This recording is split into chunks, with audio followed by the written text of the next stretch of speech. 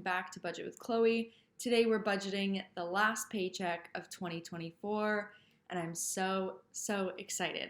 There's also $500 from a checking account bonus that I just received today. I didn't think I was going to get it in time to make this video, so I'm really excited that it came in. But I was using my direct deposit from my Uber Eats deliveries to hit the requirements for this checking account bonus, which was a bit lower than ones I've seen before. I only needed deposits of $100 or more a month for 3 months. So October, November, and December. I just hit that with my Uber direct deposit from yesterday, and they sent the $500 over pretty quick. So I believe they're still running that promotion. So if there's any Canadians who are interested in looking into that, it's Simplii Bank, and so far so good for me, and I'm looking forward to budgeting that money with you all right now. So let's get started with finishing out my portion of the mortgage, which is going to be $567.48. Then I'm going to put in the money for my phone bill. And then, so I switched to Spotify. I was using Apple Music, but my partner and my brother both were paying for single Spotify plans. So I read about the family plan and we all decided to get onto that. And then my boyfriend found a few more people to join. So it's actually only going to be $367 after tax per person. So I'm going to transfer that to him, and then that'll come off of his credit card. So sad transition for me because I really like the interface of Apple Music, and Spotify so far has been a little bit confusing. I liked with Apple Music that you can just look at the list of songs that you have kind of in your library, whereas Spotify, I think I have to go through and like every individual song if I don't have the whole album in there. So I'm just finding it a little bit tricky to start, but I'm sure it'll get better, and I'm paying less, so that's great. We're gonna fill the bank fee because I am going to need that for this month, but I believe if I transfer some money from different accounts, I shouldn't have to pay it in January, which is exciting. And you might notice I switched some of my emojis, or you might not notice, but I noticed. It just feels so fresh now, and I love that, and it itches my brain, so we've got some new fun emojis, which budgeting is fun, guys. Okay, so we'll go into January, and I will take care of the condo fees, property tax, which has gone down, thankfully. It kind of adjusts out at the end of the year, and then it'll probably go back up in June, and car insurance.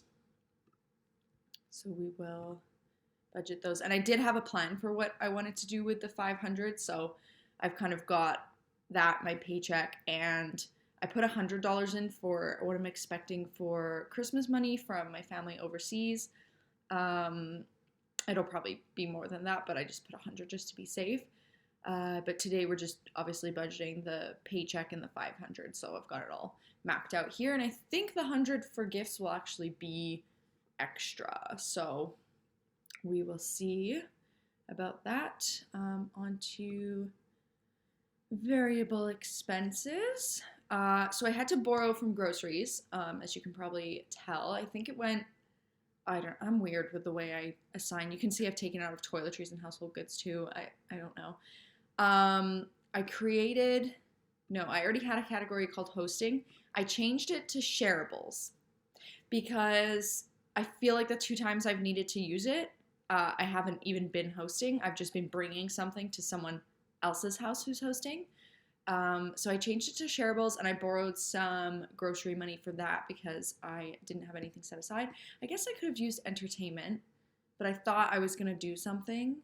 But now it's payday again, and I'm giving myself more entertainment money. So I guess I can see if I need to move that around at the end of the month. But I did end up zeroing this out. And I didn't spend a lot on groceries because I was doing a challenge that I forgot to even tell you guys about. For the last couple of months, I've been saving up my points from, I have a credit card with a specific grocery store, and the points you get from buying certain things and all that goes towards, you can redeem it for groceries. So I did redeem about $50 worth of groceries, I think. So that's why it was okay for me to borrow from there, because I wasn't intending to use all my grocery money anyways. But I forgot to mention that. So we'll fill that up with $180. I shouldn't need to buy too much. Next week is Christmas, so I'll probably be doing some things with family. I will still have my HelloFresh boxes coming out though, and that's, I think oh no, wait, I kind of changed the way, I didn't like how in reimbursements, I know there's still one in here. Oh, JK, where'd it go? How here there was always like a calendar and it said it would contribute to the underfunded amount, because I would put all of the upcoming transactions, like the power bill, I would have the full amount in there and then I'd split it to reimbursements. But I kind of want to be more in tune with what I'm underfunded and not what my brother is going to be underfunded, because that's what my reimbursement category is for. So I ended up taking out the transactions that were repeating and in my upcoming transactions. I just made it what I would have to pay. Then I put the full amount in the memo, and I'm going to update it when that date comes and I need to approve the transaction. I don't know if that's going to work. If anyone else has a better way of doing that, let me know. The answer is probably not adding them to pending transactions, or sorry, I keep saying pending, upcoming transactions, but that's what I decided to do. So, okay, we will add $60 to gas. I just had put 15 in there from Uber Eats delivery because I did a fair amount of kilometers on my time last week. So now I've got 75 in there, and I still have about a quarter tank, so that's going to be good. Then I was going to put $10 into health. What's my target? 20. Yeah. I don't need anything at the moment, so $10 should be okay. Okay, dining out. I already went out yesterday and spent that, so I have $9 left. That is okay. Now I have $50 for entertainment, which is exciting. I don't think I've ever had, unless I was planning on doing something for sure. But I'm trying to get into, and starting next month, you'll see more of like a set, this is what I do with my first paycheck, this is what I do with my second. I want to be able to put aside, $50 a month for entertainment. I want to be able to have that, and I will. So that's exciting. I feel like things are starting to come together and make sense. Clothing, I finally get to put some money in here. I feel like, when have I ever actually put money in here, not just covered overspending? And I don't have any plans to buy any clothing, but with Boxing Day and stuff, I might want to, who knows.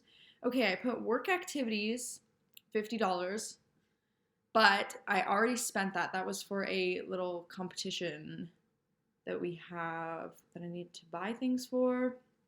So I put repay groceries. So I guess I borrowed money from groceries for that too. So should I put an extra $50 in here? I don't think I'm gonna need that.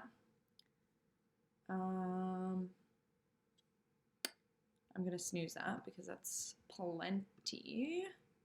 I guess we'll see. Maybe I'll pull it for something else or end up using it. Beauty, $50. Dang. Guys, look at all of this disposable income. I guess I did get a $500 random bonus. Okay, and then we're covering this overspending, which I guess can also come out of the bonus, the checking account bonus, because I did work hard to get that. And I did want to be able to put that all towards like quality of life stuff, but then my car had its little freak out. So I do actually still need to pay back my parents. So let's put the rest of that in there. now, and that is 388. That is a 2. 388. Okay, 440. That is the last of that car bill, thank God. And we still have some money left, so I'm adding an extra. Oh, I still have overspending. This was, me and my partner went out on Saturday to one of his friends' houses, and we bought them a housewarming gift because him and his fiance had just bought the house that we went to.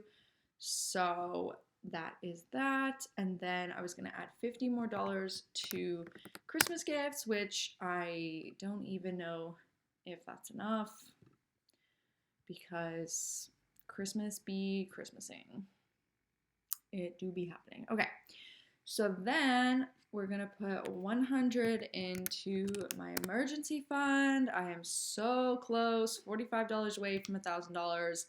Then I can get started on getting a month ahead, and I'll go over all of that in a video I'm going to put out at the end of the year once I got all my final numbers in, and I'll go over my goals for 2025. This last $1.20 is just going to go into the wish holding. I have changed out some, actually I think it's just this one here. Similar to the Dyson Airwrap, I think. Shark has like a hairstyler, and I think it's cheaper. I think it's around $3.50, and I just really want to be able to do something with all of my hair. So that would be cool. We'll leave that in there for now. That is all the money assigned. Still expecting over $100 for Christmas gifts, but maybe I will replenish my sinking funds with that. That would be a good start for some of those after having to drain them for my car bill. And maybe, you know what, maybe I should have put some of this stuff into there, but I think I definitely want to do something for myself with this $500 checking account bonus. So I think I'm going to leave that there and see where I end up at the end of the month. And yeah, that is crazy. That is 2024, you guys. I mean, I technically get my first paycheck of 2025 on the 31st because the 1st is a holiday, but it counts towards 2025 income, I'm pretty sure. I don't know how that works. My paycheck today was a little bit higher because, again, I've maxed out, I believe, CPP and EI contributions. So less deductions on that side. And then my salary does go up on January 1st, but that won't show in my paychecks until 2 weeks after the first 2-week period, I guess. So probably the paycheck on January 31st. Won't be too much, but I believe it'll bring my expected just like base paycheck up by about $30 to $40. So, you know, nothing to sneeze at. Excited to start contributing to new goals, old goals, all the goals, and yeah, see where 2025 takes us. And if you're still watching this, thank you so much. I believe I'm somewhere around 60 subscribers away from 500, which is so crazy. If I can make it to 500 by my 1-year YouTube anniversary, that would be wild.